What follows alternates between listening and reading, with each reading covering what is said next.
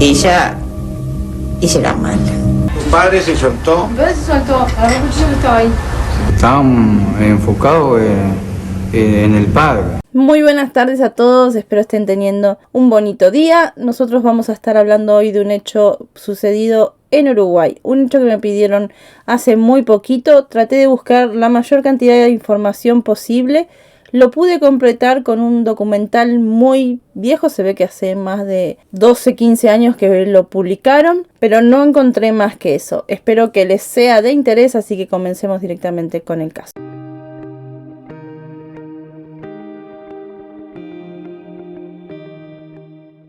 Este hecho se denominó la masacre del barrio sur o el triple crimen del barrio sur. Por eso nos vamos a remontar en el tiempo hasta 1989. Como dije, en Montevideo, Uruguay. En su momento fue considerado el crimen más espeluznante de todos los tiempos. Vamos a hablar entonces de los protagonistas de esta trágica historia. Primero, Leo Bacchino, el padre de familia que nació el 12 de agosto de 1932, que estaba casado con Marta Sequeira, que nació en 1942, el 4 de febrero. Tuvieron dos hijas, Silvia Bacchino de 17 y Sandra de 19. La fecha de los hechos fue el 9 de mayo de 1989. El departamento en el que sucedieron los hechos está ubicado en Petrarca y La Comparsita, justo da frente al río, un lugar muy bonito.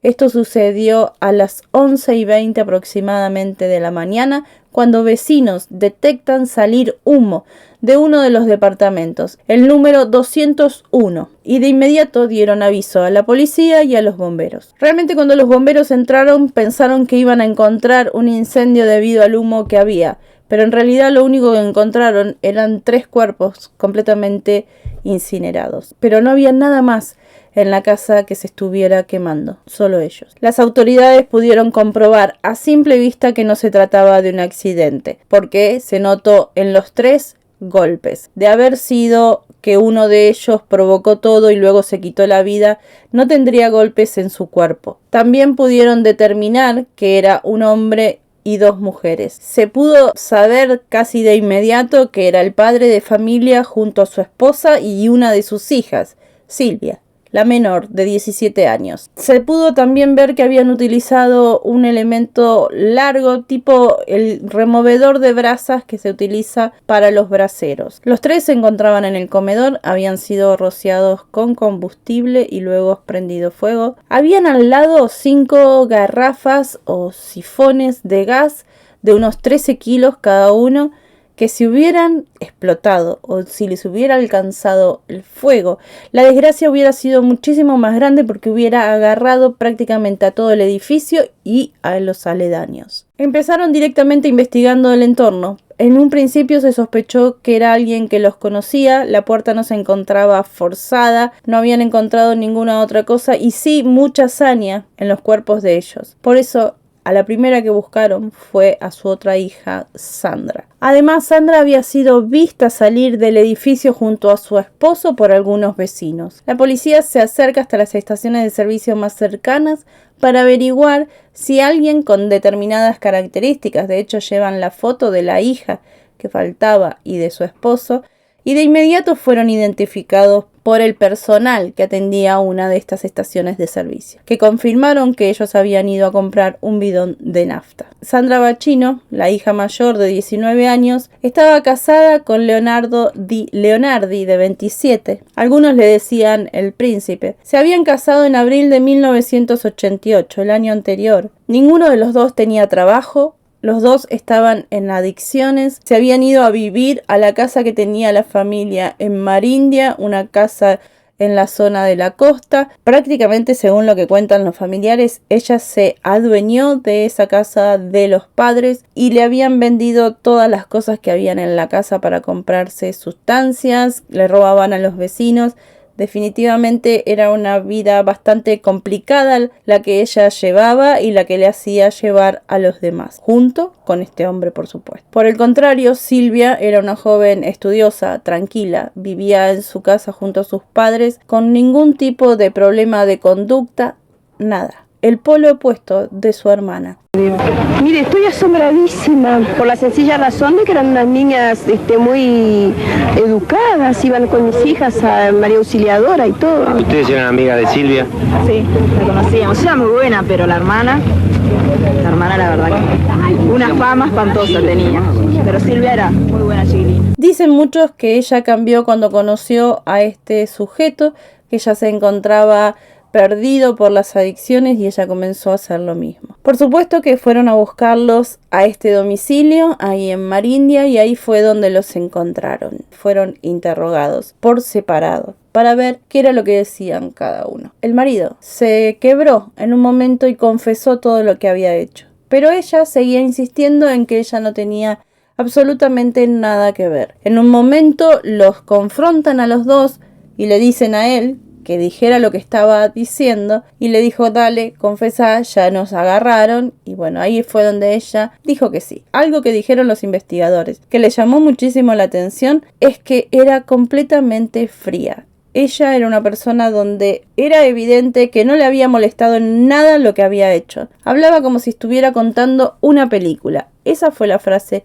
que utilizaron. Si bien él se declaró responsable, se supo que ambos, los dos, tuvieron participación, porque luego lo confesaron en la reconstrucción, donde ella se mostraba completamente sin ningún tipo de sentimiento y remordimiento, y se veía que ella estaba como más enfocada en su padre, al que le tenía como más ira.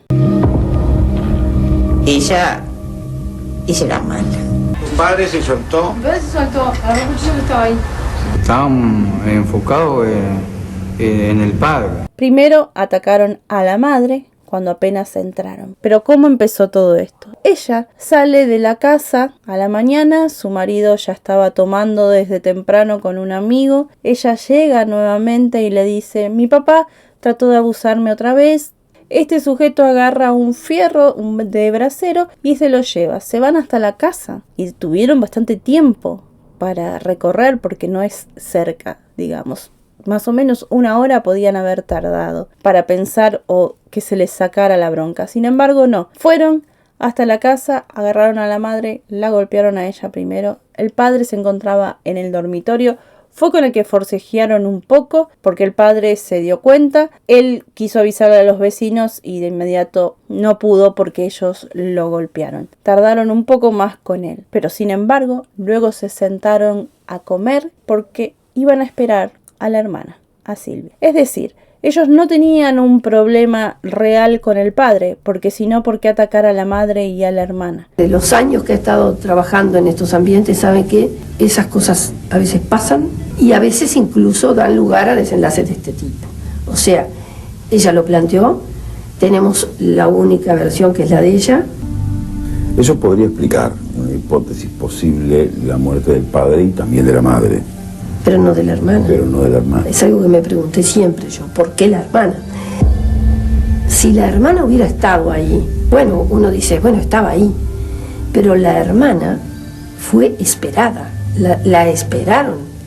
Se cree en todo momento que esto fue por dinero, nada más ni nada menos, que quizás pensaron que se iban a quedar con todo lo material, porque ellos tenían algunas propiedades, los padres trabajaban en una empresa, o sea, tenían cierto capital. En su momento ella también se robó aparentemente bonos en dólares que tenía el padre y ahí fue cuando la echaron de su casa y sabía que su padre tenía más dinero aún. Entonces se cree que solamente el móvil fue económico para defenderse. Ella lo que hizo fue acusar a su padre justamente de su crianza muy estricta, pero familiares de él y de la mamá decían que esto no era así, que la conflictiva en realidad era ella, que siempre fue rara, que siempre fue distinta, pero que empeoró justamente cuando se juntó con este hombre.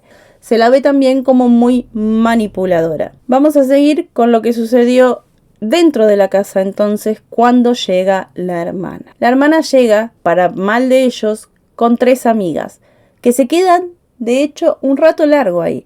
Entonces el marido se esconde en una de las habitaciones junto a los cuerpos de los suegros y de hecho hace una siesta durmiendo al lado de ellos. Después llega el novio de Silvia. Mientras tanto, ellos seguían esperando. Alrededor de las 9 de la noche recién se fue el novio. Imagínense la cantidad de horas que habían pasado y ellos como si nada con los cuerpos de los padres ahí. ¿Por qué nadie se enteró de que estaban los cuerpos ahí? Porque Silvia estaba atendiendo a sus amigas, luego a su novio y nunca entró al cuarto.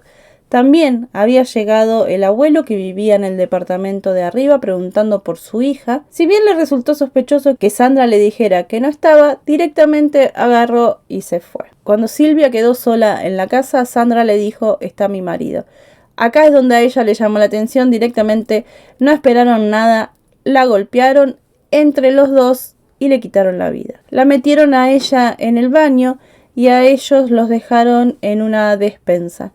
Mientras tanto, siguieron comiendo, tomando, pasaron la noche ahí, tuvieron relaciones sin importarle absolutamente nada. Al otro día es cuando se levantan y van hasta la estación de servicio a comprar la nafta. Según una declaración de él, dice que ellos trasladaban los cuerpos de un lado al otro. Esa noche, él, cuando estaba recomponiéndose, porque esa mañana él había tomado ácidos y estaba bajo varias sustancias, le dijo: sos una hija de, por lo que le había hecho hacer. Y como la vio a ella de esa forma tan distinta a la mujer que conocía, pensó que no sé si lo había manipulado, sino como que todo lo había planeado y que no había sido cierto lo del padre, que el padre le hacía esas cosas. Él en una entrevista años después dijo que todo lo hacía para conseguir plata para las adicciones y él confirmó que el motivo de ella, viéndolo ya más lejano, era otro. Esto lo habían planeado desde mucho tiempo atrás y se habían autoconvencido de que era lo mejor. Lo que nunca pensaron de que lo iban a descubrir tan pronto. Él fue condenado a 28 años de prisión, mientras tanto ella fue condenada a 30 años. Pero él dijo que a pesar de que fueron condenados y se encontraban en distintas cárceles, se seguían visitando de alguna manera, tenían algún tipo de permiso, pero ella luego a los 2 años pidió el divorcio y dejó de ir a verlo. Ella en 2007, tan solo unos 8 años después, pide la libertad anticipada. Si bien dicen que cumplía con todos los requisitos, es decir, que tenía buena conducta, que ya tenía salidas transitorias, laborales y para vivir en su casa, de igual forma se lo negaron. Pero no se lo negaron por mucho tiempo, porque esta mujer, junio del 2007, el mismo año, quedó en libertad. Tan solo cumplió 8 años. Sin embargo, él, que tenía menos años que ella, de condena, se ve que la cumplió por completo porque seguía detenido. Realmente no entiendo para qué le dan determinada cantidad de años si después van a terminar saliendo antes. Muchos policías, que no son los que imponen la justicia, sino son los jueces, dijeron: ¿por qué esta mujer está en libertad? Que era una burla para todos los uruguayos, porque era una mujer completamente peligrosa.